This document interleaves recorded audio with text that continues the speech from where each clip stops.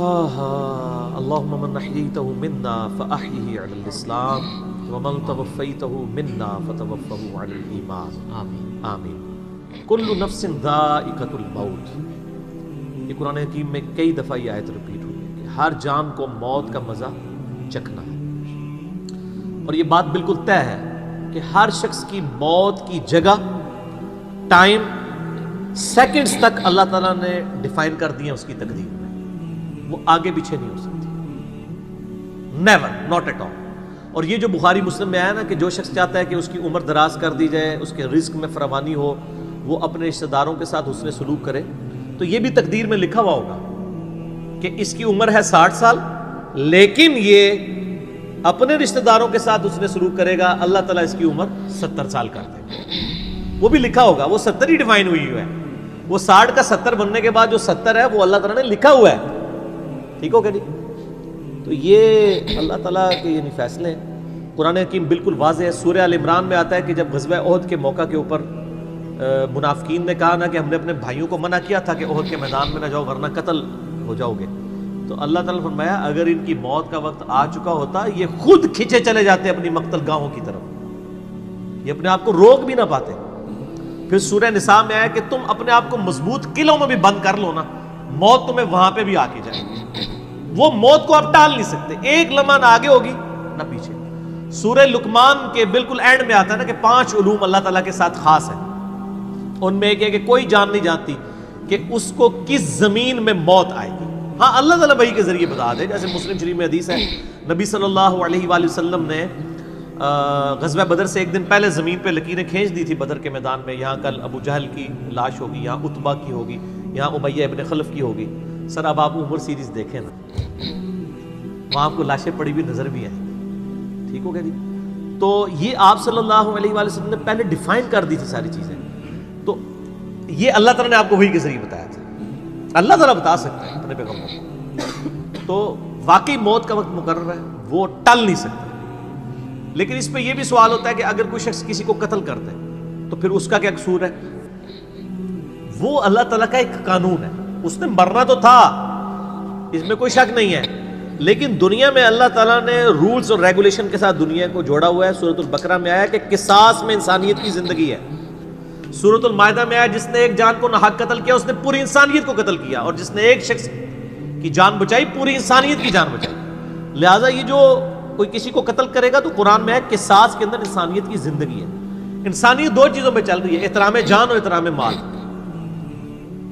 اگر یہ 2 چیزیں نکل جائیں تو معاشرہ نہیں چل سکتا۔ گوروں کا معاشرہ ہم سے بہتر کیوں ہے؟ بغیر ریلیجن کے بھی احترام جان احترام مال ہے، جسٹس ہے، انصاف ہے، عدالت آزاد ہے، جہاں پہ احترام جان بھی احترام مال بھی ہے۔ سالوں تک وہ ثبوت ڈھونڈتے رہتے ہیں، اس کے بعد بندے کو پکڑتے ہیں، یا بندے پکڑ کے غائب ہو کے مر مرا جاتے ہیں، ان کے رشتہ دار عدالتوں کے چکر کاٹتے رہتے ہیں کہ جی ہمارا بچہ اٹھایا گیا، نہ عدالتوں کو پتہ ہوتا ہے نہ اور کسی کو پتہ ہوتا ہے۔ تو یہ چیزیں تو پھر ظاہر ہے کہ ایک ریونج کریٹ کریں گی نا۔ ہم اس لیے کہتے ہیں عدالتوں کو آزاد ہونا چاہیے، عدالت سے اوپر کوئی نہیں ہونا چاہیے، عدالتیں آزاد ہوں گی باقی سارا سسٹم بہتر ہو جائے گا، ٹھیک ہو گیا؟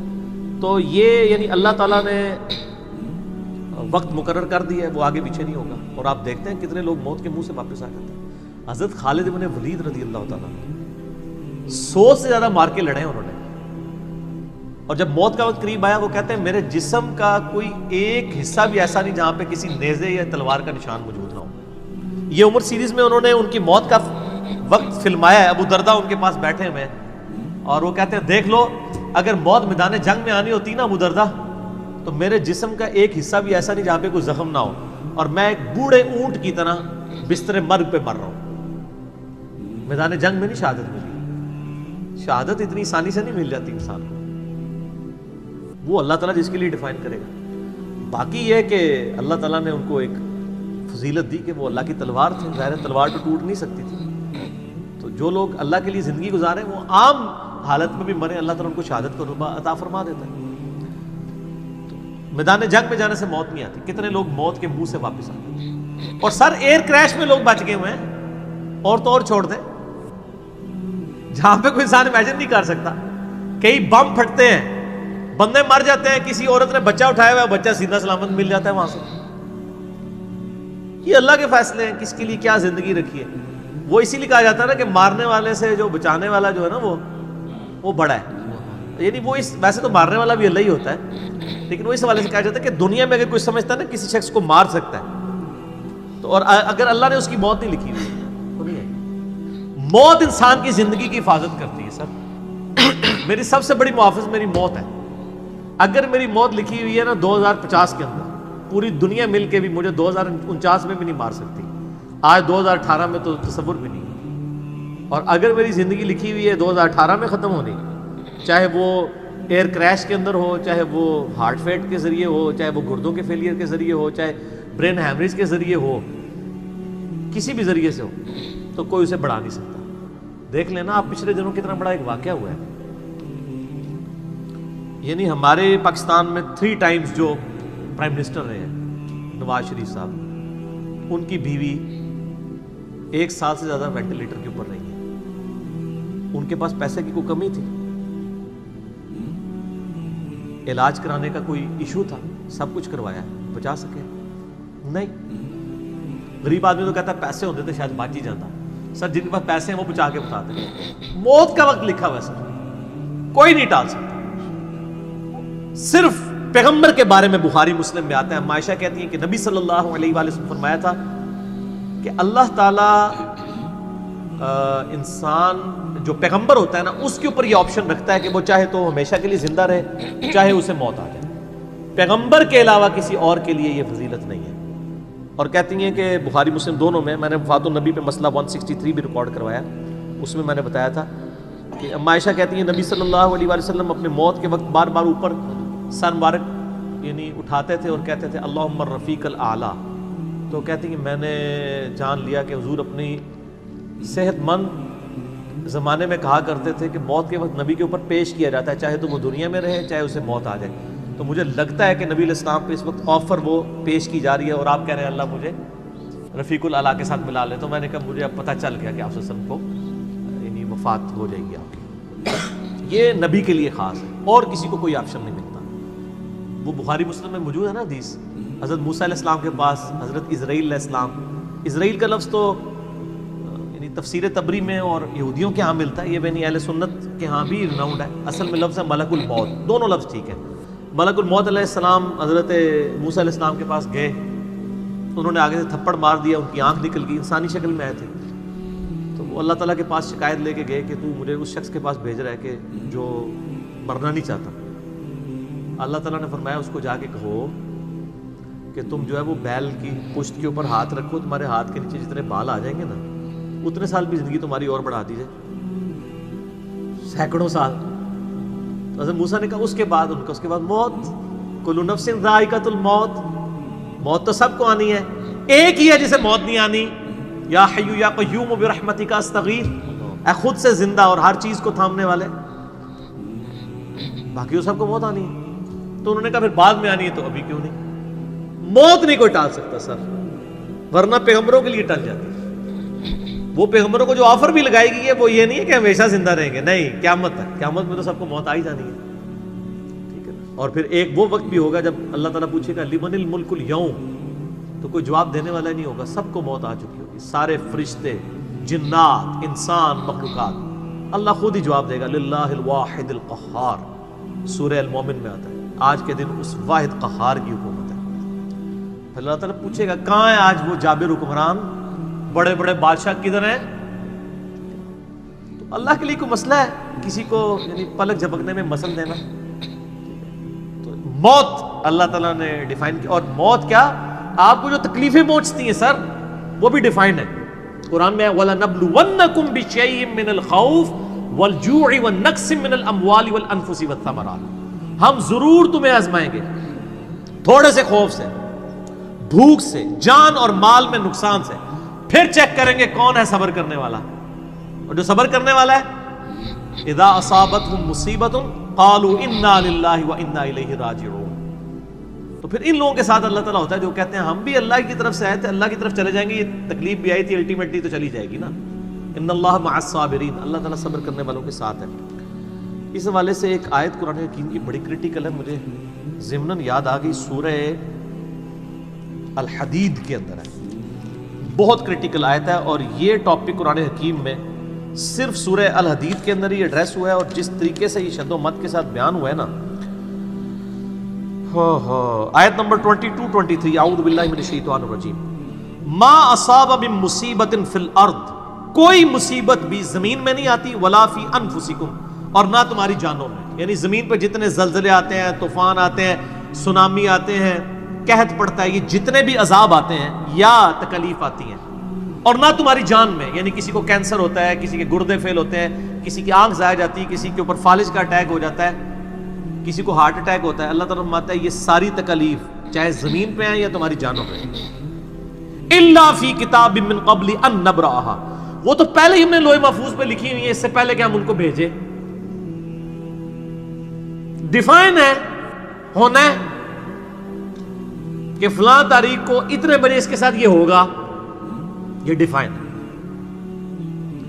ان ذالک علی اللہ یسیر، بے شک یہ اللہ کے لیے بہت آسان ہے، ٹینشن نہیں لینی کہ یار یہ کیسے ہو سکتا ہے کہ پہلے ہی پتا ہو، اربوں انسانوں کے ساتھ اربوں واقعات، اور صرف انسان نہیں باقی مخلوقات کے ساتھ، اللہ فرماتا ہے میرے لیے تو آسان ہے، لیکن اس کی ریزن بتائیے کیوں ہے، لِكَيْ لَا تَأْسَوْا عَلَى مَا فَاتَكُمْ، یہ ہم نے اس لیے کیا تاکہ جو تم سے بات، جو نعمت تم سے چھن جائے تم اس کے اوپر افسوس نہ کرو، وَلَا تَفْرَحُوا بِمَا آتَاكُمْ، اور نہ تم شیخی بگاڑو جو تمہیں نعمت ملے اس کے اوپر، اچھائی ملے تو یہ نہ کہو بڑا میرا کمال ہے، وہ تقدیر میں تھی، ملنی تھی، اور اگر کوئی چیز چھن جائے تو افسوس نہ کرو، واللہ لا يحب كل مختال فخور، اللہ تعالیٰ کو شیخی بگاڑنے والے پسند نہیں ہے۔ یہ آیت نمبر 22-23 بتا رہی ہے سورۃ الحدید کی کہ زمین و آسمان پہ جتنی بھی تکلیف انسانوں پر، جنات پر، جانوروں پر آتی ہیں وہ ڈیفائنڈ ہے، اور انہی تکلیف میں سے ایک بڑی تکلیف موت ہے، وہ بھی ڈیفائنڈ ہے، وہ کوئی ٹال نہیں سکتا، کوئی کسی کی موت کو ٹال نہیں سکتا، اور نہ کوئی کسی شخص کو موت دے سکتا ہے۔ آپ دیکھیں لوگوں نے کتنی ایفرٹس کی ہیں، خود ہمارے نبی صلی اللہ علیہ وآلہ وسلم پہ کس قسم کی ایفرٹس کی گئی ہیں، اللہ تعالیٰ نے آپ کو کس طریقے سے مکے سے نکال کے مدینے تک پہنچا دیا، اور وہ بخاری مسلم میں بڑی مشہور حدیث ہے، آپ تو صرف درخت کے نیچے آرام کر رہے تھے، تلوار سائیڈ پہ لٹکائی ہوئی تھی، ایک عرابی آیا دشمن، اس نے موقع غنیمت جانا کہ آپ سوئے ہوئے ہیں، اس نے تلوار اٹھائی اور نبی صلی اللہ علیہ وسلم کے یہاں پہ رکھ دی اور کہا محمد آج تجھے میرے ہاتھوں سے کون بچائے گا؟ تو نبی صلی اللہ علیہ وسلم نے کوئی کانفیڈنس لوز نہیں کیا، ان کو پتا تھا والذی ارسل رسولہ بالہدی ودین الحق لیظہرہ علی الدین کلہ، اللہ نے اپنے نبی کے پیچھے اللہ ہے، ان کا اللہ بچائے گا، اللہ جب سنا اس کے ہاتھ کانپنے شروع ہو گئے، اس کے ہاتھ سے تلوار ہی گر گئی، نبی علیہ السلام نے وہ تلوار اٹھائی اور کہا اب تجھے میرے ہاتھوں سے کون بچائے گا؟ یہ بخاری مسلم دونوں میں یہ واقعہ، اس نے کہا آپ تو معاف فرمانے والے ہیں، درگزر فرمانے والے ہیں، تو یعنی آپ کے وہ حسن اخلاق سے پھر متاثر ہوا، مسلمان ہو گیا۔ مسئلہ یہ ہے کہ یہ کانفیڈنس آپ کو ہونا چاہیے۔ بخاری مسلم میں حدیث ہے کہ غزوہ حنین کے موقع پر کچھ صحابہ کی زبان سے نکل گیا کہ بدر میں تو 313 تھے، غالب آ گئے تھے، آج تو ہم 12,000 ہیں، کافر تو بڑے تھوڑے ہیں، اور یہ ذکر سورۃ الانفال میں آیا غزوہ حنین کا، یہ فتح مکہ کے بعد بھی ہوئی تھی یہ جنگ، مشرکین عرب سے آخری جنگ قبیلہ حوازن کے خلاف۔ اللہ کا ماتا جب تم نے یہ جملہ بولا نا پھر تمہیں بھاگنے کی جگہ نہیں ملتی تھی، حوازن کے لوگوں نے جب تیر چلائے تو 12,000 میں سے صرف 80 بندے نبی علیہ السلام کے ساتھ رہ گئے، باقی سب بھاگ گئے۔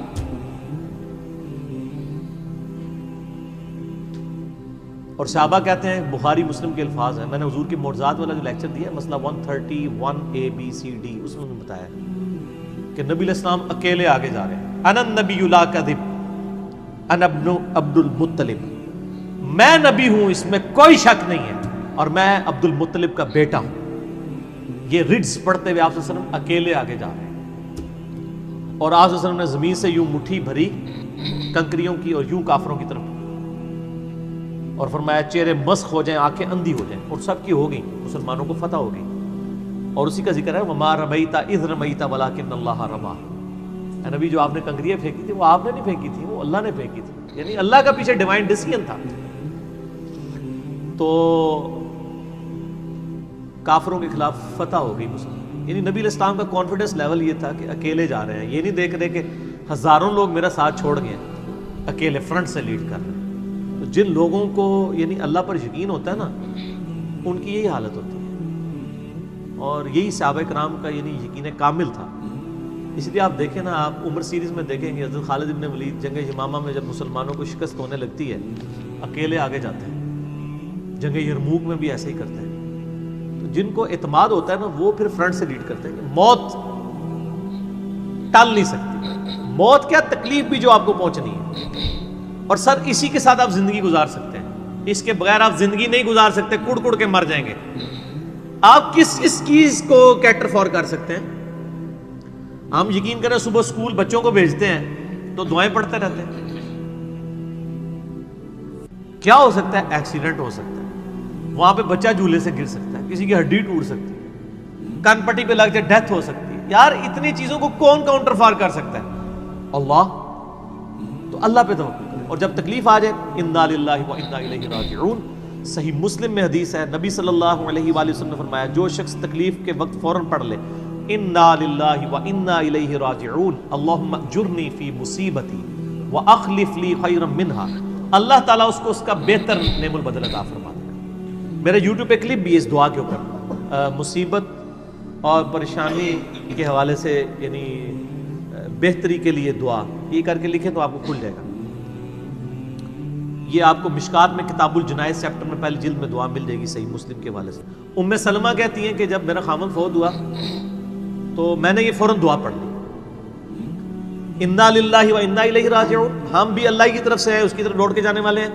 اللہم اجرنی فی مصیبتی، اے اللہ مجھے اس مصیبت میں بہتر اجر عطا فرما، واخلف لی خیرا منہا، اور مجھے اس سے بہتر بدلہ عطا فرما دے. کہتی میں دل میں سوچ رہی تھی کہ اس سے بہتر مجھے خامد کیسے مل سکتا ہے؟ ابو سلمہ سے بہتر تو انسان حضور کے صحابہ میں بھی کوئی نہیں ہے. عدت گزاری تو نبی علیہ السلام نے رشتے کا پیغام بھیج دیا، ام المومنین بن گئی. اور ہماری وہ ماں ہے جو سب سے آخر میں فوت ہوئی ہیں، واقعہ کربلا کے بھی بعد فوت ہوئی ہیں، ام سلمہ. واقعہ کربلا ان کی زندگی میں ہوا ہے، ام سلمہ رضی اللہ تعالی عنہا. تو یہ دعا یاد کریں، انا للہ و انا الیہ راجعون. اتنا حصہ تو قرآن میں ہے، باقی صحیح مسلم میں اللہم اجرنی، اللہم اجرنی، یہ جھٹکے سے پڑھنا ہے. اللہم اجرنی فی مصیبتی واخلف لی خیرا منہا. تو باقی ہم تو دعائیں کر سکتے ہیں، باقی صبح شام کے اذکار ہیں، اللہ کی طرف رجوع لائیں. وہ اتنی چیزوں کی حفاظت کرنے والا ہے. باقی سب سے بڑی تو حفاظت یہ ہے جو سورہ غافر میں، سورہ المومن میں آیا کہ اصل میں کامیاب وہ ہوا جو دوزخ کی آگ سے بچا لیا گیا. سر دنیا میں آپ کو کوئی کتنا عذاب دے لے گا، الٹیمیٹلی تو موت آ کے آپ کو آزاد کر دے گی. جب فرعون کے دربار میں وہ جو جادوگروں نے کلمہ پڑھ لیا تھا تو اس نے کہا تم نے میری اجازت کے بغیر پڑھ لیا، میں تمہیں تمہارے مخالف سمت کے ہاتھ پاؤں کٹوا کے تمہیں سولی پہ چڑھا دوں گا. تو انہوں نے کیا کہا تھا؟ انہوں نے کہا تو جو کچھ دے گا دنیا کی زندگی میں عذاب دے سکتا ہے نا، کوئی شخص کسی کے مرنے کے بعد تو اسے عذاب نہیں دے سکتا نا. وہ لاش تو وہ لاش ہی پڑی ہے نا، اصل چیز تو روح تھی نا. تو تیرا اختیار تو دنیا کی زندگی تک ہے. تو یہ کانفیڈنس لیول ہونا چاہیے کہ کوئی کسی شخص کو کتنی تکلیف دے لے گا، موت تو پھر بہرحال تکلیف سے آزادی کا ذریعہ بن جائے گی. اگر پھر اللہ کی مرضی کی زندگی گزاری ہے تو آزادی کا ذریعہ ہے. ورنہ اب تو کہتے ہیں کہ مر جائیں گے، مر کے بھی نہ چین پائے تو کدھر جائیں گے. تو سر یہ لوگ تو کہہ دیتے ہیں نا مر گئی تو جان چھٹی، نہ، مرنے تو بعد جان پھڑی گئی. چھٹی اس کی جس نے دنیا اللہ کی مرضی کی گزاری، جس نے دنیا اپنی مرضی کی گزاری تو اس کی جان تو پھر مرنے کے بعد اور پھنس گئی. ٹھیک ہو گیا جی. تو موت کا وقت مقرر ہے، کوئی نہیں ٹال سکتا.